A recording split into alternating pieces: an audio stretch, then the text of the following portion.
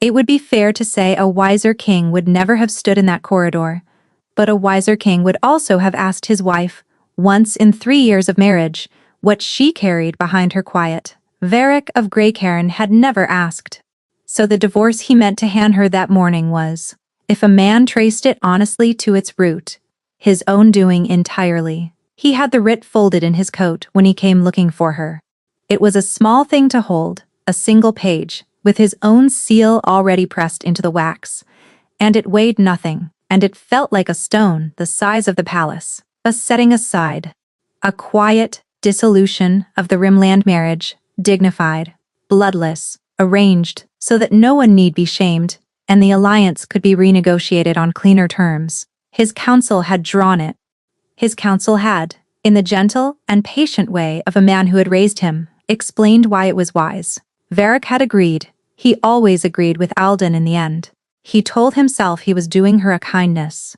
3 years wed to a woman who never warmed to him, who met his rare civilities with the same flat courtesy she gave the door guards, who sat at his left hand through every banquet, like a carving of a queen, rather than a queen, cold, watchful, unreadable. The court had a name for her that they thought he did not know. The Stone Bride. He had stopped resenting it. A man could not resent the weather. He had simply decided to stop standing out in it. What the court did not say, because the court had never troubled to look, was that the Stone Bride missed nothing. She knew which of his lords carried debts, and to whom they carried them. She knew the names of the kitchen boys, and which men of the night watch drank on their posts. She sat through the banquets like a carving and counted the room every time. Out of a habit her homeland had pressed into her before she could read. Varric had married a watchtower and spent 3 years calling it a wall. She was not in her rooms. A maid flustered, said the queen had gone to the East Gallery, where her mother was lodged, for the Lady Halla had ridden down from the Rimlands 3 days past and would ride home within the week. Varric went that way himself, which was already a strangeness, a king carrying his own bad news, and he came to the gallery door, which stood open a hand's width, and he heard his wife's voice, and he stopped, because he had never once in 3 years heard her use it like that. It was not cold, it was breaking. I have tried, mother, Runa was saying. You think I have not tried. I have counted every kindness I dared show him and made myself put it down again before he could see it and pity me. Do you know what it is to love a man who married you the way you would sign for a shipment of grain? To sit beside him and want him and know that if you reached for him, he would only be embarrassed for you? Varric did not breathe. Behind the door, there was the small sound of a chair, of a mother's hand. He could imagine it, on a daughter's hair. Then tell him, said the older voice, tired and low. Tell him what? Runa said. That the savage bride they laugh at loves him? He would think it a ploy. He has been taught to think everything I do is a ploy. And I will not hand a man like that the sight of my heart, so he can decide whether it is useful. Her voice dropped, and Varric had to lean toward the gap to catch it, and he hated himself for leaning, and he leaned. And there is worse than that, mother. There is the other thing. If he knew what I have done to keep him breathing under this roof, he would not thank me. He would want to know why this Stone Bride was creeping his own halls at night. He would ask what I was really after. He would never once believe the answer. Was only him. The older woman said something too soft to reach the door. 3 times, Runa answered her. 3 times this year, and he does not know of one of them. And he never will, because the day he learns it is the day he learns how close it has already come. Let him keep his safe little belief that nothing in Greycairn would ever dare. It is the only gift I have that he will actually take. Her mother was quiet a while. You cannot stand between a man and the dark forever and call it nothing, Halla said. One night, the dark will be more than a single woman in a corridor can turn, and he will wake to find he owed his whole life to a wife he had already sent north. Then he will owe it, Runa said, and never know the debt, and that is how I want it. I did not do it to be paid. I did it because when I try to picture the world with him gone out of it, I cannot make the picture hold. Varek stood in the corridor, with a folded page in his coat that ended the marriage of a woman who had, it seemed, 3 times this year kept him alive, and never let him see her do it. He had come to give her the kindness of a clean end. He understood, standing there, that he had understood nothing at all, not her coldness, which was armor, not her silence, which was pride, laid over a wound he had put there himself, and not the small damning riddle she had just dropped into the quiet, the one his mind had already closed its jaws around and would not release. 3 times this year, 3 times, someone had come close enough to end him. And his stone of a wife had known, and had moved in the dark, and had said nothing, so that he could sleep the stone bride. He had let them use the name in his own hall, and had never once put it down, and she had answered the insult by keeping the knife from his back, and letting him keep the comfort of never knowing the knife was there. He did not announce himself. He did not push the door. He turned very carefully, the way a man turns when the floor might be ice, and he walked back, the way he had come with the writ, still folded over his heart, and by the time he reached his own study, his certainty about every single thing had come apart in his hands. A wiser king, again, would have simply gone back and knocked. Varek did not, and the reason he did not is the reason the whole miserable business took as long as it did to mend. He did not trust what he had heard, not because it rang false, because it rang true, and true was the one thing 3 years of careful counsel had trained him never to expect from her. He sat with the unlit lamp and turned it over. Every cold civility he could remember from her, held up now to a different light, showed a different face. The winter he had taken fever, she had not come to his sickbed, and he had marked it as indifference. He remembered now that the drafts that broke the fever had come from her still room unsigned. The night his hunting horse had come back lame and wild-eyed without him, and half the guard had gone out with torches. It had been the queen, they said, who sent them to the West Ravine, and no one had ever asked how the queen had known. He had not asked. He had been too busy being alive to wonder who had made certain of it. A groom had been turned out in the spring, and the household had called the queen cold and high for it, and Varek had half agreed without thinking. He wondered now what the man had done, or seen, or carried into the stables, that a cold and high woman had nonetheless sent south with coin enough to keep a family through the winter, so long as the family went far and went quietly. He had built a whole marriage on the belief that the woman at his left hand felt nothing, and the belief had been comfortable, because a man who is loved by a wife he has neglected owes her something, and a man married to a stone owes her only politeness. He saw the shape of his own convenience now, and it was not a pleasant thing to look at. And yet, there is worse than that, she had said. If he knew what I have done. And a colder voice in Varek, one that did not sound like his own but that he had listened to for so many years, he could no longer tell them apart, said, "What has she done, exactly? Kept you alive, or kept you managed? A woman moving your own halls, at night, steering your guard, deciding what her king may and may not know for his own good. Her people play the long patient game. Boy, you were warned. You were warned by the one man who has never once steered you wrong." Alden had said that. Alden had said a version of that 100 times across the years, always kindly, always with a hand on the shoulder. The Rimlin bride is loyal to the Rimlins. Varek, love her if you must, but do not tell her your heart, for it will go north in a letter within the week. It had always sounded like care. It had always sounded like an old man guarding a young king from his own soft nature. Only now, turning it over in the dark, did Varek notice how neatly every one of those gentle warnings had done a single, quiet piece of work, which was to keep him and the woman at his left hand strangers to each other for 3 years running. He set the thought down fast, the way a man sets down something hot, and told himself he would not pick it up again. He would pick it up again. He simply did not know it yet. He almost went to Alden now. He stood, in fact, with his hand on the door, meaning to lay the whole strange morning before the man who had raised him, and let that steady mind sort the wheat from the chaff, the way it always had. And then, for no reason he could have named. He did not. Some instinct older than his counsel, some animal thing under the crown, kept his mouth shut about what he had heard in the gallery. He told himself he was only being careful. He did not yet know that it was the first honest choice he had made in 3 years. By the time the candles burned down, he had decided he would not sign the writ. Not because he was sure of her, but because he could not afford to be wrong in either direction.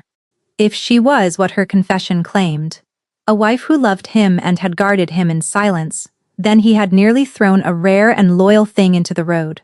And if she was the other thing, a clever northern hand with her own game, then setting her aside blind was worse than useless. For he would send his enemy home to plot in comfort and never learn what she knew. So he would keep her close.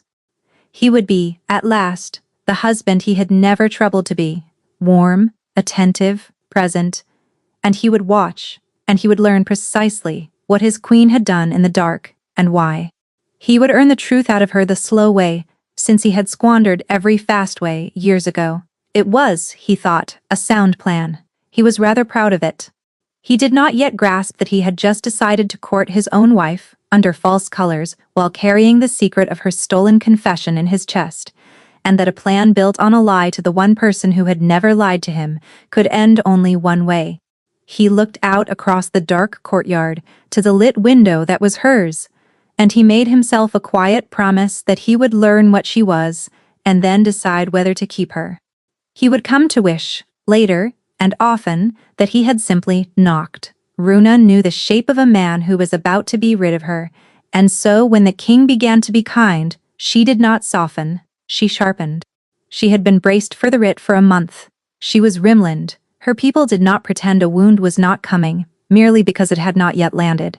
She had watched the council Alden grow quiet and courteous around her, in the way men grow courteous around a thing already sold. And she had packed, in her own mind, the few belongings that were truly hers.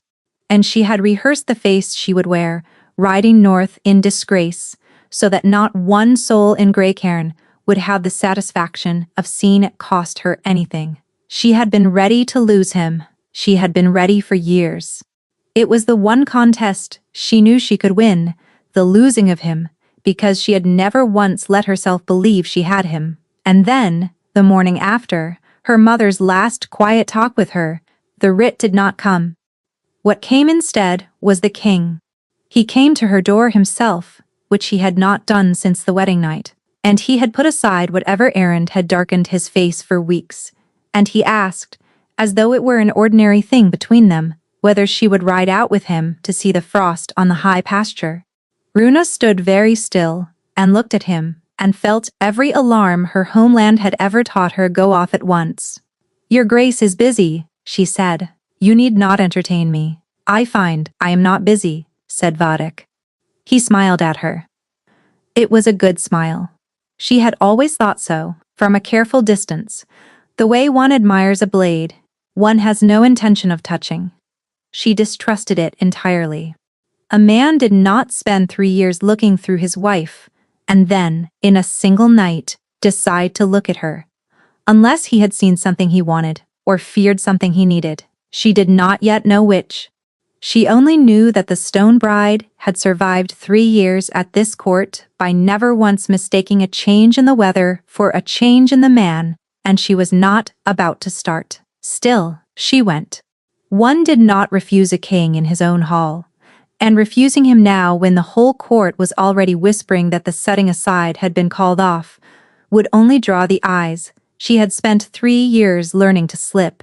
So she let him hand her up onto the grey mare, and she rode beside him into a cold, bright morning, and she kept her hands easy on the reins, and her mind moving like a hunter's. Something had changed him. She meant to find out what before it changed her. He talked, on the ride, more than he had talked to her in a year. Small things, the frost, the state of the North Road, a jest about his own counsel that was, she noted with irritation, actually rather funny. She gave him back the flat courtesy she always gave him. But once, cresting the ridge, her horse shied at a fox, and she put out a hand without thinking, and steadied his bridle before his own hand had moved. A soldier's reflex, quicker than a lady's ought to be, and she felt him go still and look at her, really look, and she cursed herself silently and drew her hand back as if the leather had burned it. You have fast hands, Varric said mildly, for a woman who is only decorative. The court says, decorative, Runa answered before she could stop the edge in it. The court says, a great many things, your grace. I have never known you to trouble yourself with which of them are true. She should not have said it. She watched it land, watched something move behind his pale eyes that she could not read, and she braced for the cold to come down again, the way it always did when she forgot herself and showed a corner of the blade. It did not come. He only kept looking at her with that new, unbearable attention, as though she were a page in a language he had just discovered he could read. And he said, quietly, no, I have not troubled myself. That was badly done of me. And there it was. The thing she had spent 3 years making certain could never happen. A crack of warmth, sudden and specific, aimed straight at her, and her stone heart, the traitor, leaned toward it before she could nail it back into place. She felt the lean. She hated the lean. She turned her face to the frost so he would not see it. He wanted something. Men like Varric of Greycairn did not turn kind by accident, and they did not turn kind for nothing. And she would ride at his side, and smile her flat smile, and let him think the stone bride was thawing, and all the while, she would watch him, the way she watched the dark halls at night, until she understood exactly what her husband was hunting. She was so busy resolving to uncover his secret that it did not once occur to her he had already taken hers. The trouble with courting a woman, in order to interrogate her, is that the courting does not know it is a ruse. It goes about its work regardless. Varric learned this over the following days, without ever quite admitting he was learning it. He had told himself a clean plan. Be present, be warm, watch her come apart into whatever she truly was, and he set about being present with the grim discipline of a man laying a siege.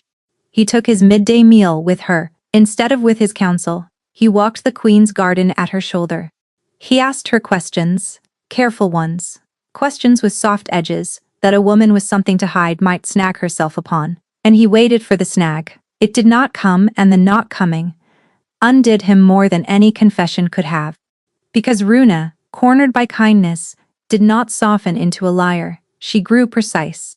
When he asked an idle question about the North Road, she gave him back the true state of the North Road, the washed bridge at Harl's Ford, the toll the Ford master skimmed, the 2 villages that would go hungry by spring if the grain writ was not reissued before the passes closed. When he asked lightly, who among his lords, she would not turn her back on, she told him flatly, 3 names and the reasons, and every reason was correct. And one of them he had trusted since boyhood. You keep a great deal in your head, he said. On the 3rd day, in the armory yard, where she had come to watch the young guard drill, and he had followed her, because following her had stopped feeling like a plan, and started feeling like the only sensible place to be. A woman married into a strange court keeps a great deal in her head, Runa said. Or she does not keep her head very long. Your grace never had to learn it. You were born standing in the middle of the room. I was set down at the edge and told to be grateful for the view. He looked at her. He was doing that more and more, looking at her as though 3 years of not looking had built up a debt his eyes meant to collect all at once. And what do you see? He asked from the edge. Everything, she said. That is rather the point of the edge. She said it without pride, the way another person might state the color of a wall. And Varric felt the ground shift, under a belief he had held so long he had mistaken it for the floor. He had thought her cold, because she gave him nothing. He saw now that she gave him nothing, because he had never once made himself a safe place to set a true thing down. The coldness had never been her nature, it had been her verdict on him. And the worst of it, the thing that sat in his chest like a swallowed coal, was that the verdict had been just, show me. He heard himself say. Runa turned. Show you what?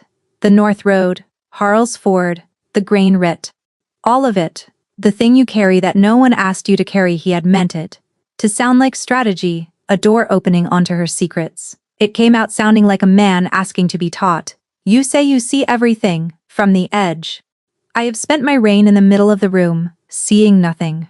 Come and stand me at the edge. Show me what my own house looks like, from where you have been made to live. For a long moment she only studied him, and he understood he was being weighed, and weighed by an expert, and that the scale had been calibrated over 3 hard years and would not be flattered into a wrong answer. You will not like it, she said at last. I have not liked much of what I have learned this week, said Varric. I find it agrees with me better than the things I liked did. Something moved at the corner of her mouth, gone before it could become anything, but he saw it and it went through him, like the first warmth after a cold ride. So she showed him. And it was not the tour he had imagined, a wife displaying her cleverness for a husband's applause. It was an inspection, brisk and merciless, of a kingdom he had been signing his name across for years without once reading it. She took him to the storerooms and showed him the tallies that did not match the deliveries. She took him to the counting hall and laid a finger on a column of numbers and said, "This is where the grain money goes to die, and here, and here. And follow it up the chain and it always dies in the same 3 offices." And Varric looked at the 3 offices and felt the coal in his chest go cold, because he knew the man those 3 offices answered to, and had known him all his life, and would have sworn on his crown that the man was the last honest soul in Grey Cairn. He said nothing. He had learned, this week, the uses of saying nothing from a woman who had made an art of it. But he marked the offices. He marked the road the money took. And for the first time it occurred to him to wonder whether his wife's secret and his own danger were not 2 separate riddles at all, but one riddle he had been too comfortable to solve. You have gone quiet, Runa observed, closing the ledger. I am learning, said Varric. You told me I would not like it. And do you? No, he said. Show me the rest. She should have gone straight to her rooms after the counting hall.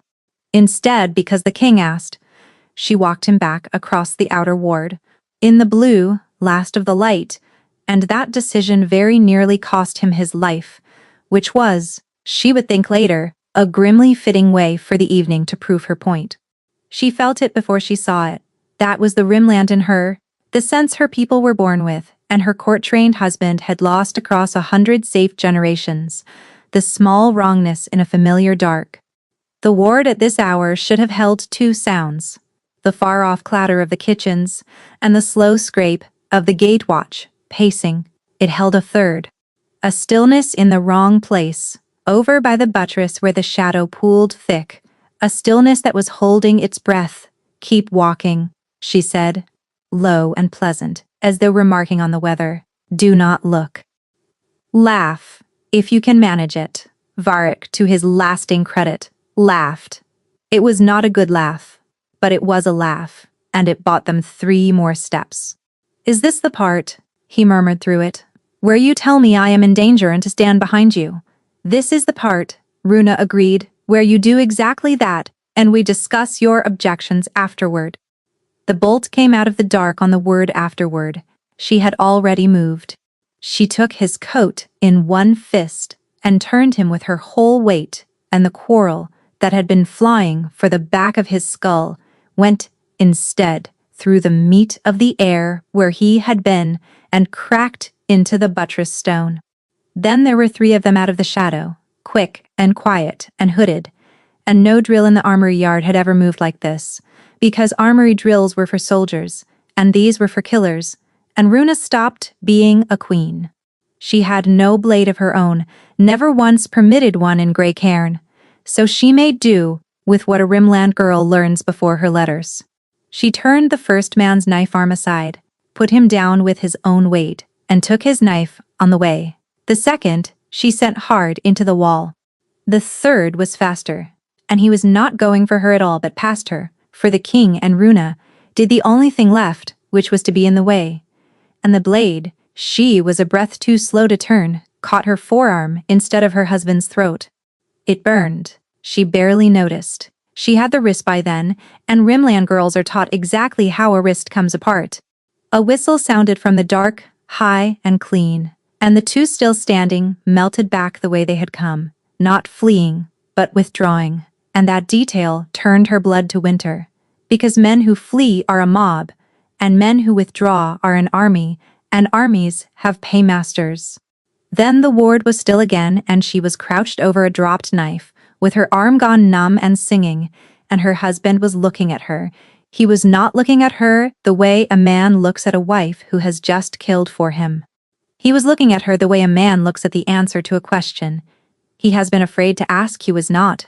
She noted through the ringing in her ears, remotely surprised. "You knew," she said. She got to her feet. "You are not shocked, Your Grace. You are relieved. You knew someone wanted you dead, and you let me walk you across a dark yard anyway." The pieces were falling now, fast and cold. The careful questions, the sudden warmth. The tour he had asked for, steering always, she saw it now. Toward the money, and the men, and the danger. This is what the kindness was for. You suspected the plots were real, and you wanted your one loyal blade close enough to catch them. "You have been courting a bodyguard, Runa," he said, and there was something raw in it, something that did not fit the tidy accusation she had built. "Do not." Her arm was on fire, and her heart was worse. "Just tell me one true thing. How long have you known your own house wants you in the ground?"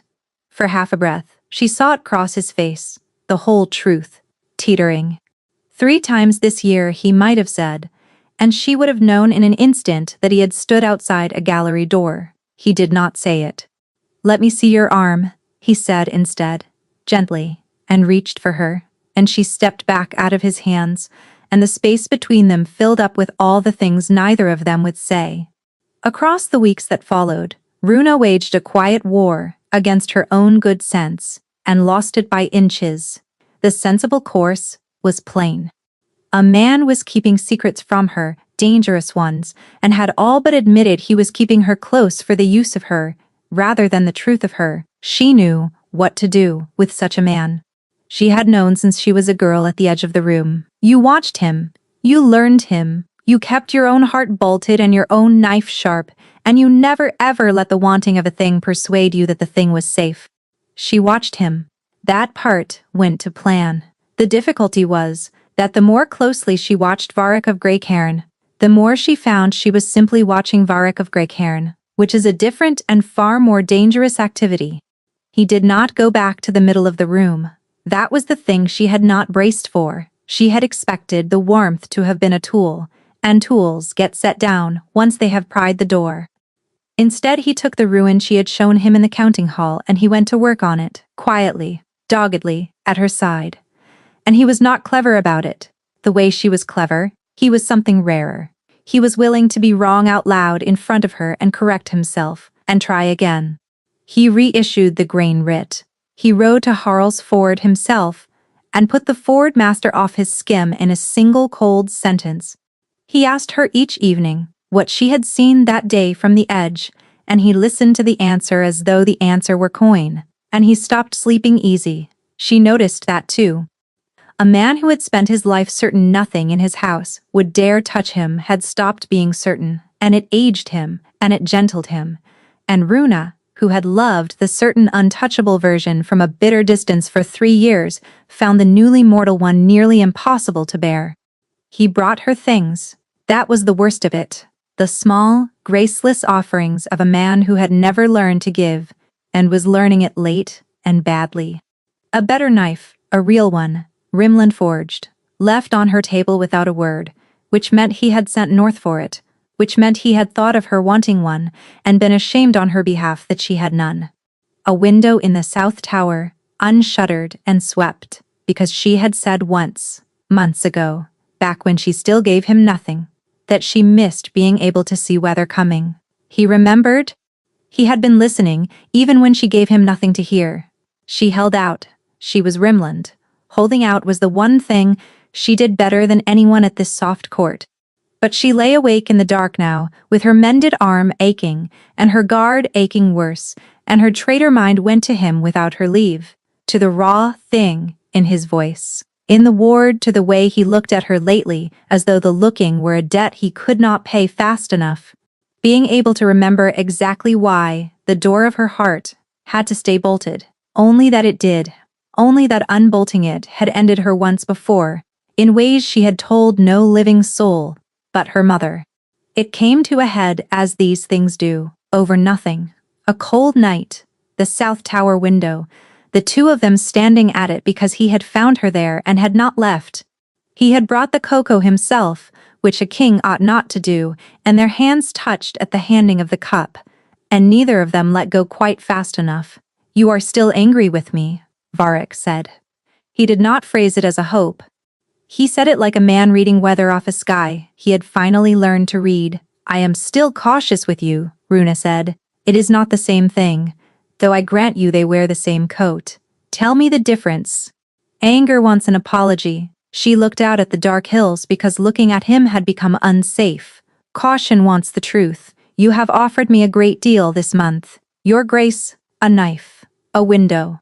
Your undivided and frankly alarming attention. You have not offered me the one thing I asked for in the ward, which is the shape of what is trying to kill you. So I keep my window open and my knife close, and my heart, if you will forgive the plainness, exactly where it is." He was quiet a long moment. When he spoke, his voice had gone low and careful, and she knew, before he finished, that he was going to hand her a piece of it at last, and that it would not be the whole, and that she would take it anyway because she was so very tired of standing at the edge alone. "There is a hand behind it," he said. "Someone in this house, someone the money answers to, someone I have loved and trusted my whole life. I do not yet have the proof to move, and if I move without it, I will have a war in my own halls by morning. So I am gathering it, quietly, one thread at a time. And I am telling you this much, Runa, and only this much, because you put your body between me and a blade and asked me for one true thing, and I gave you nothing, and I have not been able to live with the nothing since." It was not the whole truth. She could feel the withheld part of it, standing in the room like a fourth person. But it was true as far as it went, and it had cost him, and it was aimed at her, and her bolted heart slid its bolt back one notch without asking her permission at all. "That," she said, softly, "is a start." And she let him keep standing there at her open window, in the cold, far longer than caution allowed, and she told herself she would re-bolt the door in the morning, and she very nearly believed it. We will pause here for just a moment. If you would like more stories like this one, please take a second to subscribe to the channel so the next one finds you. The trouble with a woman who has decided to stop guarding her heart is that she tends to choose the worst possible night to do it. The occasion was the harvest court, the one great gathering Grey Cairn held every year before the snows shut the passes, when every lord who mattered and a good many who only thought they did came down out of their halls to eat the king's food and take the measure of his year. Runa had spent 3 of these at the edge of the room, in her fashion, reading the hall the way she read everything, tallying the debts and the grudges and the lords who reached too often for the wine. Watching, always watching, and never yet seated among them. Now she was seated, and for the first time in 3 years, she attended not as a carving set at the king's left hand, but as something the whole hall could not quite put a name to. Varric had asked her, in plain words and where others could hear, to sit beside him as his wife, and not as his sentence. She had put on the deep green her mother had carried down from the Rimlands, the color of the high pine country no one at this court had ever bothered to picture as her home, and when she came into the light of the great hall he looked up and found her, and looked at her the way a man looks at weather he has waited the whole of his life to see finally break. And Runa, who had built armor against every species of cruelty this court could invent, discovered she owned no armor at all against the one thing it had never tried on her, which was being wanted, openly, in a lit room, where anyone might see. He drew her out onto the gallery above the hall, when the music grew close, where the cold came clean off the dark and the roar of the court thinned to a murmur below them. "You cannot stand this," she said, studying him. She had learned his weathers by now, and tonight the ease he wore was a coat 2 sizes too small. I have not been able to stand it since I was a boy, Varric admitted, and the admission seemed to cost him something. The smiling, the being whatever the room requires, so that no one troubles to look past it. Alden taught me the trick before I had my growth. Wear the face, and no one bothers to count the man beneath. I have worn it so long that on the bad nights I forget there is a man beneath to be counted at all.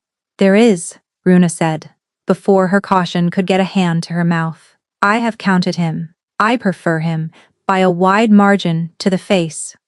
Something gave way in him at that quietly, the way river ice gives at the first real thaw. He turned to her fully, and the practiced grace was simply gone. And what stood in its place was young and stripped bare, and hers, and he lifted a hand to her jaw as though he half feared she would prove a trick of the light. The cold gallery, and the din below, and 3 barren years, all thinned to nothing. And what remained was only the plain, unmanageable fact of a man wanting her, and for once, letting it show. The kiss, when it came, belonged to neither of them, and to both. And in the meeting of it she felt something rush through her that she had no name for and had never once felt in her life.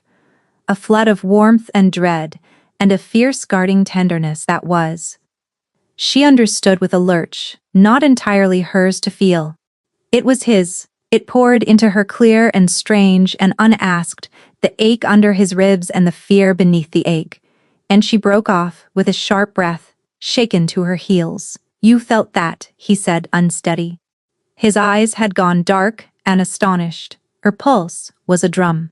It was too much and too fast. 3 years of drought, and now a wall of water, and the old wary animal. In her, the one that had learned love, was a gift handed over only so it could be taken back, threw its whole weight against the door she had just cracked open. It was nothing, she made herself say. A kiss. Varric went very still. Nothing, he echoed softly. And she watched the bare thing in his face gather itself and retreat behind the practiced mask, watched him reach for the very trick he had confessed a breath ago that he loathed, and she despised herself for being the one who had put his hand back on it. A servant stepped onto the gallery, then, bearing a tray with 2 cups of wine, as dark as the sky beyond the arches. Your Grace, he murmured, and held it out. Varric reached for the near cup, wounded and half-absent, and every border-bred nerve Runa owned snapped awake at once. She did not choose to move. Her hand was simply there, striking the cup from his fingers, so that it burst apart on the flagstones, her other hand vising shut on his wrist. Leave it, she breathed. There is something in it, beneath the fruit and the oak. That green bitterness. Do you catch it? She saw him draw the air in, saw him find the wrongness under the wine. That was not brewed to sting a man awake, she said. That was brewed to lay him down and see he never rose. All the color went out of his face. The servant was already gone, melted into the crowd, and Runa understood with a cold that went to her bones that whoever had sent the cup had known exactly which hand would carry it, and exactly which night his queen would be too busy being kissed to watch the room. Not a word, Varric said, and his voice had gone flat and precise, the ruling voice. Not to the watch, not to your handmaid, not to anyone, and above all not tonight. There are 3 Rimlin lords sleeping under this roof, who will read a poisoning as weakness in the crown, or as a plot against your own people, and either way, they will be riding for the border to arm before the frost lifts. Give me until morning. I am close. I have very nearly got him by the throat and one wrong breath tonight, and he slips the noose, and I begin again from nothing. Him, she said, and did not let his eyes go. And still, you will not give me his name. By morning you will have it, he said. You will have every last thread of it. I swear that to you on whatever you will still let me swear on. He pressed his brow to hers, quick and undone. Only wait for me, one night. Trust me, one night, every instinct. 3 hard years had sharpened in her, stood up and said no. But, She looked at the wine bleeding dark across the flagstones, and at the man who had come within a swallow of dying of a kiss she had begun, and she made herself say it one night. So she let him go back down into the warm roar and the practiced smiling, and she stood at the gallery rail and gave him a slow count of 30. And then, because she was Rimland to the bone, and her people had never yet learned the trick of waiting meekly in a corridor, while the ones they loved walked off into the dark alone, she gathered her green skirts in one fist and went down after him. She lost him at the foot of the west stair, where the torches gave out and the old part of the keep began, and she found him again by the one thing she could never have braced for, the sound of her own name spoken behind a half-shut door in the wrong voice entirely. Not Varick's voice, Alden's. She stopped, with one hand flat against the cold stone, and made herself breathe and listen, the way she had taught herself to listen at doors across 3 years of guarding a man who did not know he was guarded, and the careful new world she had spent a month letting herself build. "She is Rimland to the bone, my boy," Alden was saying, warm and patient and terrible. "I have told you for 3 years. The border plays a long game, and you have gone and handed the long game your open throat. Sign the writ. Send her north. It is not too late to be rid of her before she is rid of you." And Varick's voice, low even, giving nothing. "You drew that writ awfully fast, Alden, almost as if it had been waiting in a drawer." A pause. When Alden spoke again, the warmth had thinned, just slightly, just enough. "I do not care for your tone, and I have stopped caring for your counsel," said Varick. "I have been reading the grain tallies. I have been to the 3 offices where the money dies. I know whose hand it dies in. I have known for a fortnight. I only wanted to see whether you would say the words to my face." Runa pushed the door. They both turned. Varick behind the desk, a sheaf of papers in his fist. Alden across from him, the kind old face she had distrusted for 3 years and never once let herself be right about. And behind Alden's eyes, for just a heartbeat, before he smoothed it away, something that was not kindness at all. "Ah," Alden said, recovering, spreading his hands.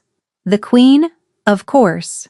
Listening at doors. As I said, my boy, Rimland to the bone." But Runa was not looking at Alden. She was looking at her husband, and at the papers in his hand, and at the desk, and the pieces were already falling, cold and fast and merciless, the way they always fell for her, too late to be any comfort. "You have known for a fortnight," she said to Varick, "whose hand it dies in, who is trying to kill you. You have known for a fortnight, and tonight at the window you told me you had no name, no proof, that you needed one more night." Her voice did not shake, which was somehow worse. "You lied to me at the window. You looked at me and you lied, Runa." He came around the desk. She stepped back and he stopped. "I could not tell you here, in this house, with him at large in it. If your face had changed once at his table, he would have known I knew, and I would have lost him and possibly you." "That is a reason," she said. "It is even a good one." "It is not the reason, because the older, deeper cold had reached her now, the one that had nothing to do with tonight. You have been strange with me since the morning. The writ did not come. Warm out of nowhere, present. Asking, always asking, about the danger, about what I carry, about my nights." She watched his face, and she saw it. The flinch, the thing he had been carrying. "You did not fall for me, your grace. You found me useful. Something told you the stone bride was worth keeping close, and you kept me close. And you let me believe it was the man wanting the woman, when it was the king wanting the blade. What told you? What changed that morning?" And Varick, who had a fast answer for everything, said nothing. He said nothing for so long that she had her answer in the silence. And then he made it worse by speaking. "I heard you," he said quietly. "The morning I came to give you the writ, the gallery door was open. I heard you tell your mother that you loved me, and that you had made yourself cold so I would never see it and pity you, and that you had turned back 3 attempts on my life, and would rather die than let me know it was you." He said it gently, and every gentle word, landed like a blow. I did not court a blade, Runa. I heard a woman I had wronged for 3 years lay her whole heart on a table where she thought I would never find it, and I could not sign the writ, and I could not tell you I had heard, because how does a man say that? So I did the coward's thing. I came close and said nothing, and let you find your own way back to me, and told myself that was kindness too. The gallery. The confession. The one thing in all the world she had spoken aloud, to exactly one living soul, because she believed it safe. He had been standing on the other side of the door. Every warm moment since, the knife, the window, the cocoa, the kiss, all of it built on the fact that he had already held her most naked truth in his hands, and let her hand it to him a second time, without ever admitting he had it. That was mine, she whispered. In 3 years at this court, I let exactly one thing out of my own keeping, and I put it into my mother's hands in a room I believed empty, because it was the single thing I owned that no one here could touch. And you were standing at the door. I was standing at the door. You let me confess to you twice, she said, and her voice frayed at last. Once to my mother, where you had no right to be, and once with your own hands on me at that window, and you took it both times, and only the second time did I hand it to you willingly, and you knew that you were taking the same thing twice. He had no answer to that. There was no answer to be had. She looked at him a moment longer, this man she had bled for and unbolted for, and been a fool for, and she let him see all of it and none of it, and then she turned for the door on legs that did not feel like her own. Behind her, Alden's voice came soft and grave and brimming with sorrow, and she was too hollowed out in that instant to hear the fresh trap yawning open beneath her feet. Poor child, said Alden, to be used so. Come away from him. Let an old man who has your interest at heart tell you what your husband has truly been doing in the dark. He caught her in the corridor, the kind old man she had been right about all along, and he was so very gentle, and that gentleness was the finest weapon in the whole affair. I warned him, Alden said, walking her away from the door, a fatherly hand at her shoulder. I told him the Rimland alliance was rotten from the root, and do you know what he did with the poison in his cup tonight? He blamed your people. He means to name the border lords for it before the harvest court scatters. Name them and break the alliance and set you aside after all, with a murder on your family's name to seal it. I have the order drawn. I have seen it. Come, child. There are houses in this realm that would steady the throne when he falls and treat a wronged Rimland queen far better than he ever did.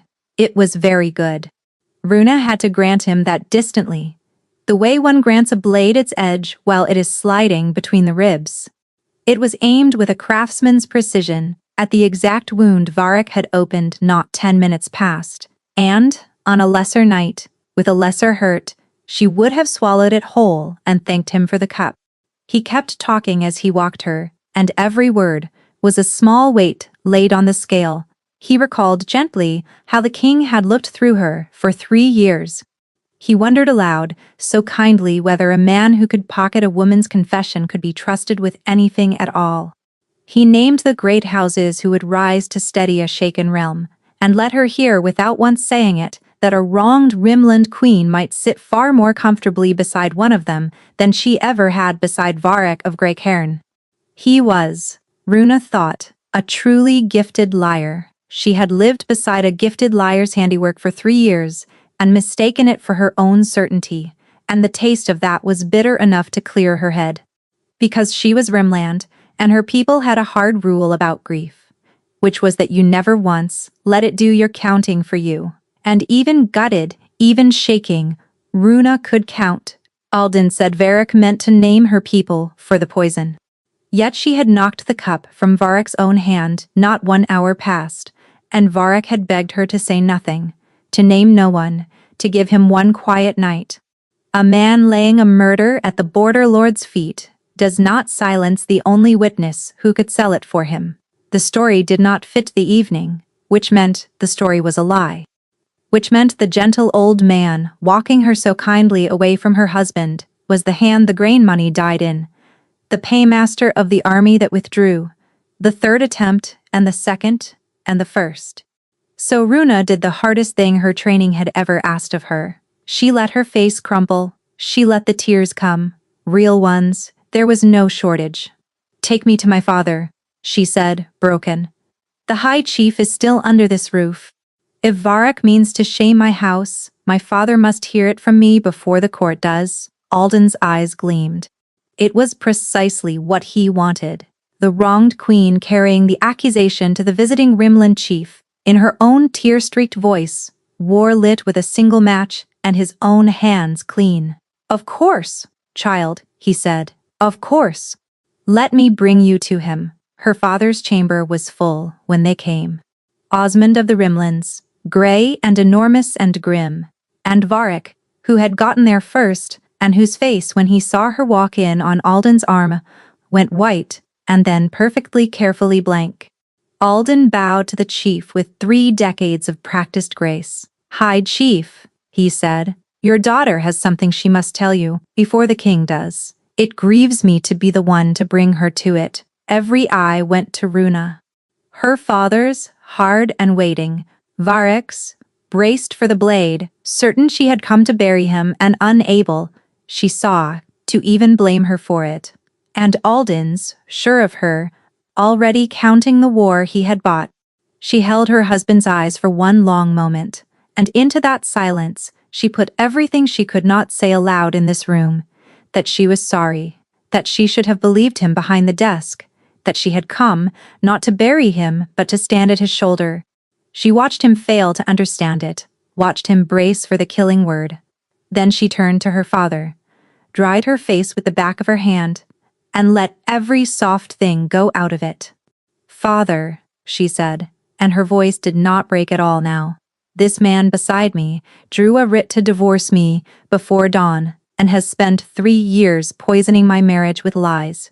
And tonight, he put nightshade in the king's wine, and means to hang it on our house, to break the alliance and set a puppet on this throne. I knocked the cup from Varrock's hand myself, 1 hour ago, before witnesses. Ask him how he knew to blame the Rimlands for a poisoning that failed, when only the poisoner and I knew it had happened at all." The room went silent as a drawn breath. "This is hysteria," Alden said, but the warmth had gone out of him all at once, and everyone in the room heard it go. "The girl is distraught. She was used by her husband, and now she flails." "Then a search of your rooms costs you nothing," said Osmond of the Rimlands, in a voice like a rock fall, and nodded to his own men, and Alden's kind old face finally came off. He lunged for Runa. Naturally he did. She was the proof of it, standing and breathing and speaking, and a blade came out of his sleeve quicker than any grey old counselor had a right to move.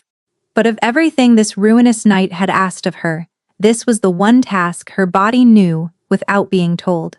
She stepped inside the reach of the knife, the way the border teaches its daughters before it teaches them their letters, caught the arm, rolled his own weight against him, and set the paymaster of 3 murders face down on the chief's floor with her knee planted between his shoulders and his knife spinning away across the stone. She bent low, over him, close enough that only he would hear. "For 3 years you sat across a hall from me and saw an ornament," she said. "You ought to have troubled yourself to look nearer."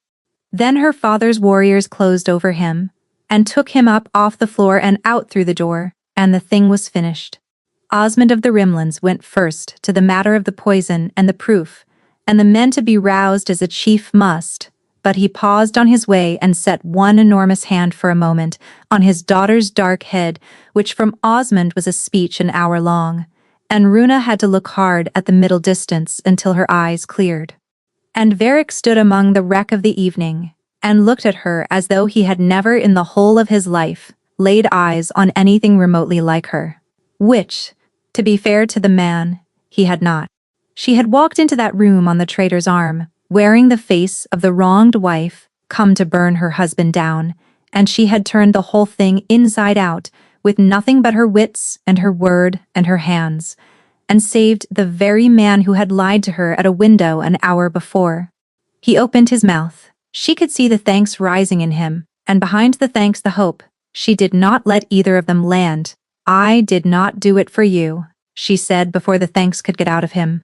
"I did it because he was a traitor, and I am the sworn blade of this house. Whatever this house has ever decided I was worth. Do not confuse the one thing for the other." And she walked out past him into the corridor, and he let her go, because he had finally learned that there are doors a man does not push, no matter how badly his whole heart is leaning on them. What followed was the strangest season of her life. Alden went to a cold cell beneath the old keep, and the rot he had worked into Grey Cairn for 30 years came out of it thread by thread, and Varric did the pulling, publicly, unflinchingly, until the court that had smirked at the stone bride began, grudgingly, to understand what its king had nearly thrown away. He made her more than a queen at his side. He made her the hand that held the guard, gave her the blade and the rank and the open right to walk his halls at night that she had taken in secret for 3 years. The border lords went home unbroken. The alliance held. By every measure that a kingdom keeps, it was a triumph. And Varric spent all of it trying to win his wife back and getting nowhere and deserving every inch of the nowhere. He did not send her jewels. He knew her that well by now. He sent her the true things instead, and each one was an apology cut to her exact measure. He gave her father the winter road through the high passes that the Rimlands had needed for a generation, and no crown had troubled to build. He struck the words, "Stone Bride," from the court rolls with his own pen, quietly, and let no tongue use them again within his hearing, and the once or twice a careless lord forgot. The king's silence afterward taught the whole table not to. Nerys had opinions, as Nerys always did. In the first raw weeks, she was fierce on Runa's behalf. "Let him freeze," she said, folding linens with unnecessary violence. 40 flowers and a road do not buy back 3 years. But by the second month, the wind in her had shifted, the way it shifts in a person who has to watch 2 miserable people be miserable in the same house. "He balanced the grain tallies to the coin," she said one evening, not looking up. "And he has written you how many letters now?" Runa did not answer, which was its own kind of answer, and Nerys, wisely, let it lie. He wrote to her, though they slept under one roof and passed in one corridor. Short, honest notes slid under her door in his own hand, and she read every last one of them and answered not a single one. "I told you at the window I had no name," one said, when I had known his name for a fortnight. "You put your body between me and a blade and asked me for one true thing, and I have lied to you, at least twice, for every true thing I have given you. I am trying to learn to stop. It is harder than I thought, for a man who was raised to wear a face."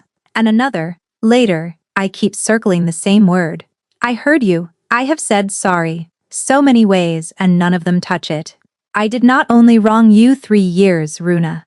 I found the most private thing you owned, lying where you thought no one would ever see it, and I picked it up, and I kept it, and I let you give it to me again as though it were new. There is no soft word for that. I will not look for one."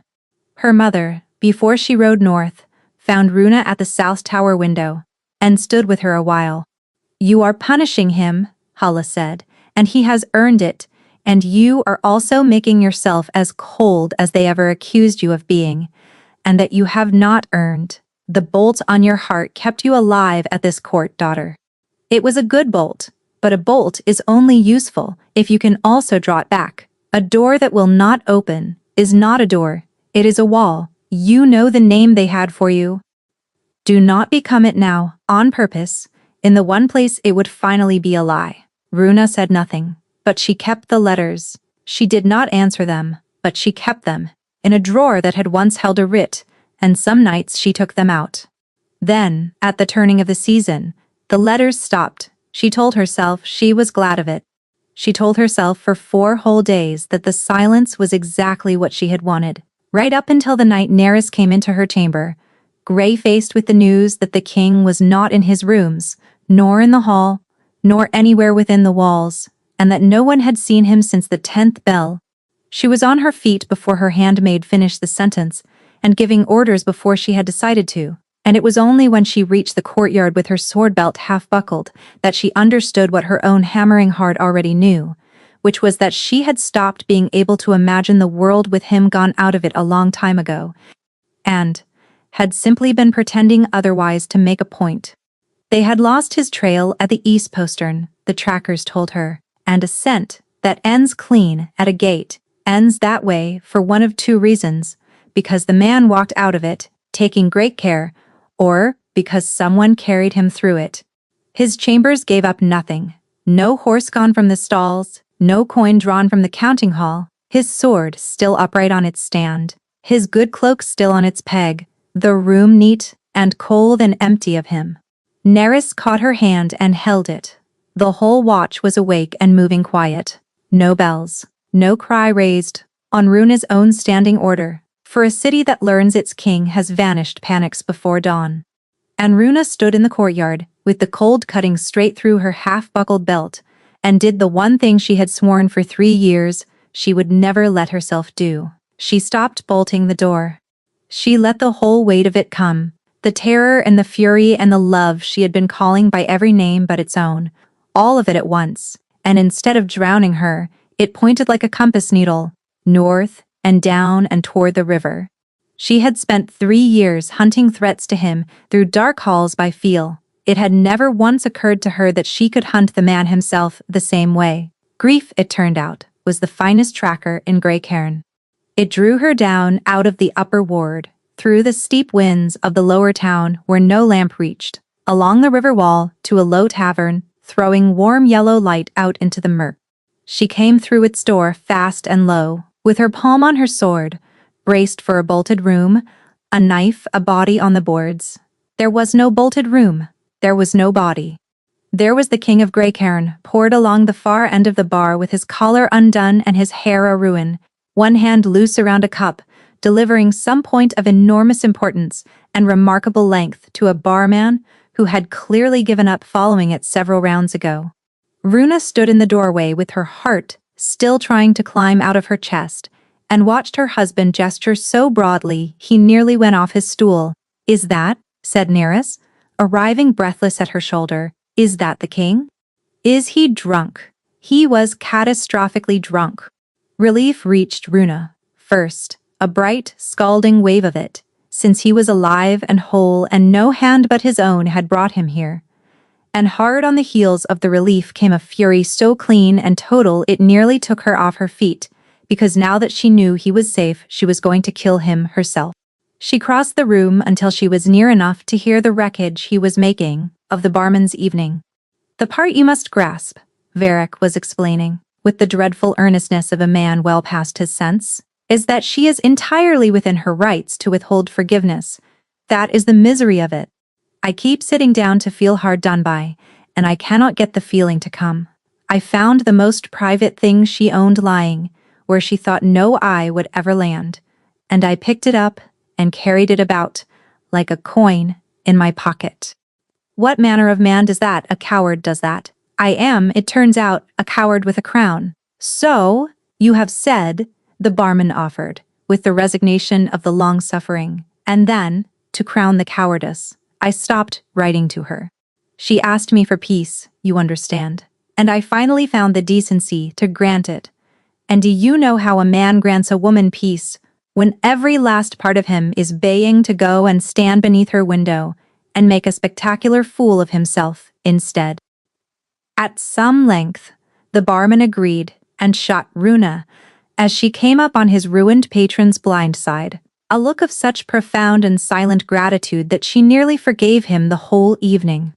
"Did I mention," Varric was saying, "that she can put 3 armed men on the ground, with no blade and a ball gown in the dark, and then knock the poison out of my hand between the second man and the third because, of course, she smelled it. She smells everything. She is the most dangerous and most magnificent creature ever to be sold across a border for the sake of a treaty, and I have wasted 3 years of her." He paused, and his face did something complicated. 3 years.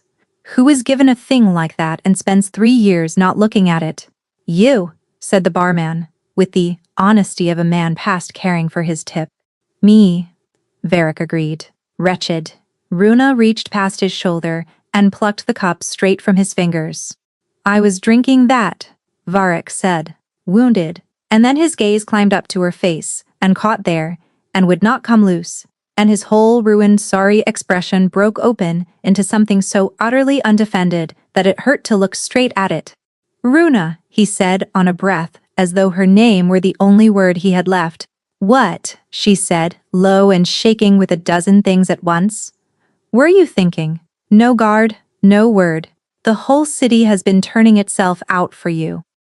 I was very careful, he said with wounded dignity and swayed. You are drunk in a river tavern, and the trackers thought you had been abducted. Well, he allowed, I was careful about the drinking.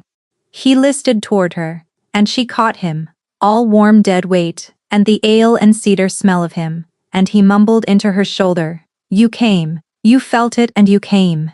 I did not think you would come. On your feet, she said, and got a shoulder under his arm and hauled the whole warm listing weight of him up off the stool, and he came willingly, gracelessly, leaning into her the way he had leaned into nothing in his careful guarded life, and mumbled into her hair that he had known she would come. The barman would vouch for it. Get up properly, she said, though she did not push him off. You know what your trouble is. He pulled back to peer at her with enormous solemnity. You would rather freeze at the edge of the room forever than risk being warm and wrong. I know that trouble. I invented that trouble. I wore a face for 30 years, so no one could get close enough to leave. And then a savage from the Rimlands sat down at my left hand and saw straight through it, and I have never been so seen in my life, and it terrified me, and I threw it in a drawer. He blinked at her, swaying. You are doing the drawer now. With me. Do not do the drawer. Runa, you, she said, are the very last man breathing who is permitted to lecture me on drawers. I know it. He beamed up at her, miserable and radiant at once. That is precisely why I am right about them. It takes one to know one. And then, listing hard and clutching the bar edge to keep himself upright, he said, the thing he had plainly been howling to say beneath her window for an entire season. Stay married to me, I dare you. Not for the crown, nor the alliance, nor the sword arm. You lend the guard, for nothing of any use to anyone. Draw the bolt. Open the drawer. Choose me back on purpose this time. She stood caught between wringing his neck and keeping him off the floor, for he was sliding by slow degrees toward the sawdust, and the whole naked truth of him poured off him unguarded. No mask, no calculation. The man who had hidden every feeling he ever owned now hiding not one of them. It undid her more thoroughly than any speech he could have made, sober. Ask me again, she said, low, when you can stand upright without the assistance of the furniture. And you will say yes to me, he informed her with the vast and tender certainty of the truly drunk. She opened her mouth to answer him, and the king of all grey cairn slid gently sideways and slid the last of the way down and went out cold against her shoulder, his ruined hair soft under her chin, the whole warm weight of him smelling powerfully of poor judgment and cheap wine. And Runa stood there in the yellow light of a river tavern, bearing up the entire weight of the man who had wronged her, and wanted her and come apart without her, and found, to her considerable irritation, that she was smiling. For the first time since a season she could name to the hour. She bent and pressed her lips to his forehead. Ask me tomorrow, she murmured into the hair of a man who would remember none of it, and you shall find out. In the end, it took the king of Grey Cairn a very great deal of tomorrow.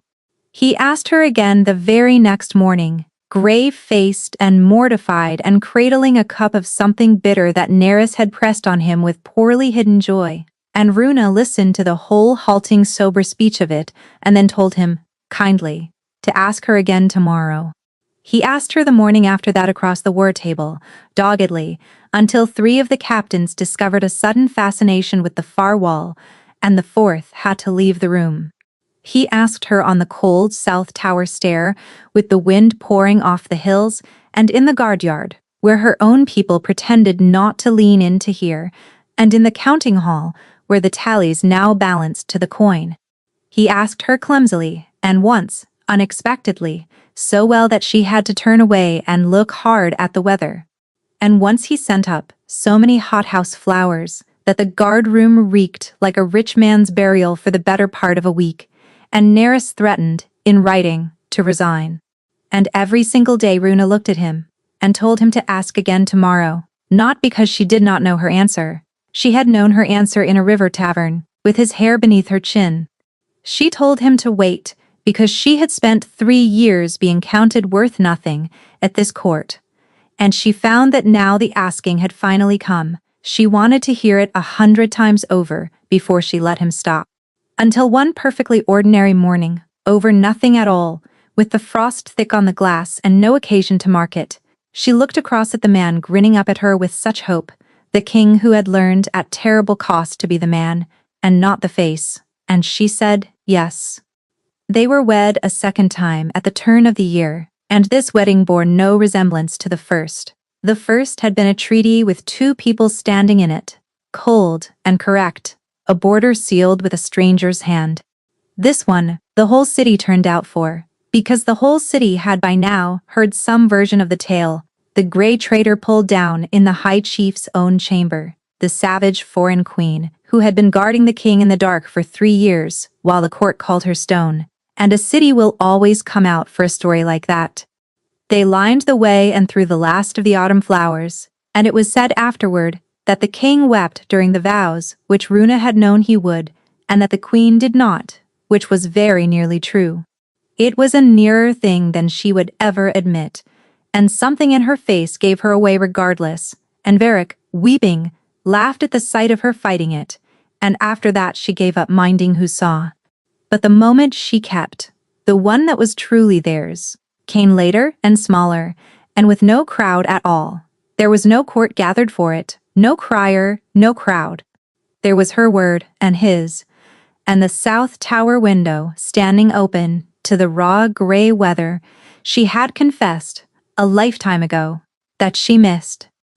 Varric held her hand a long while after the saying of it, as though he did not altogether trust the world not to reach in and take it back. You are bound to me now, he said. There is no sending me north. And why, said Runa, would I send you north when I am the one who married you first? On paper, to close an alliance no one thought to ask whether I wanted.